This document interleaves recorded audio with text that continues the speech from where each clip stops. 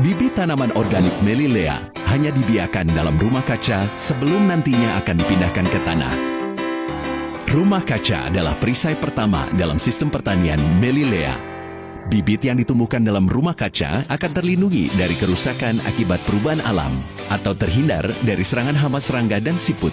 Beragam bibit akan ditumbuhkan dalam rumah kaca sesuai dengan musim tanam. Hanya dengan menerapkan hukum alam, sebuah tanaman akan bisa tumbuh. Tanah adalah sumber nutrisi utama bagi setiap tanaman.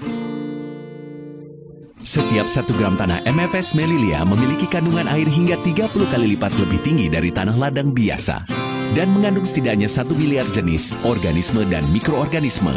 Organisme dalam tanah ketika melakukan aktivitas harian akan membantu kelembutan dan kesuburan tanah.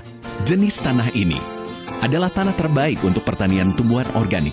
Di alam, terdapat makhluk yang sangat kecil yang menjadi kontributor utama bagi kesuburan tanah. Mereka sering disebut sebagai petani alam. Mereka adalah cacing tanah. Di Amerika Serikat, terdapat banyak ladang yang khusus membiarkan cacing tanah. Ladang ini yang menjadi supplier bagi ladang organik. Cacing tanah bisa mengeluarkan kotoran 2 kali lebih berat dari bobot tubuh mereka setiap harinya. Kotoran ini akan menjadi nutrisi dalam tanah yang meningkatkan kesuburan tanah. Kebiasaan cacing tanah yang merayap dalam tanah membuat campuran organik yang ada di permukaan tanah bercampur dengan bahan organik di dalam tanah.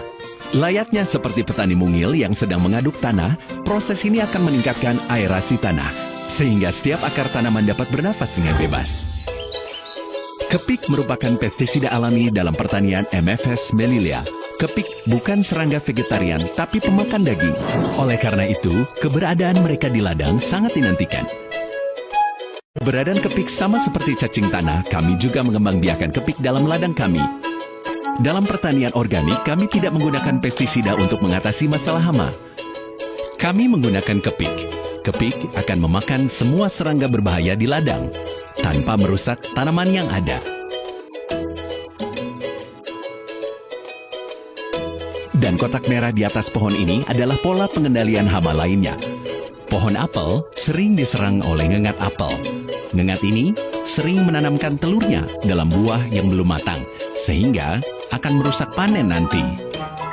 Kami menggunakan bahan feromon dalam kotak ini untuk menarik ngengat pejantan untuk menjebaknya ke dalam kotak, sehingga meminimalisir perkawinan dengan ngengat betina.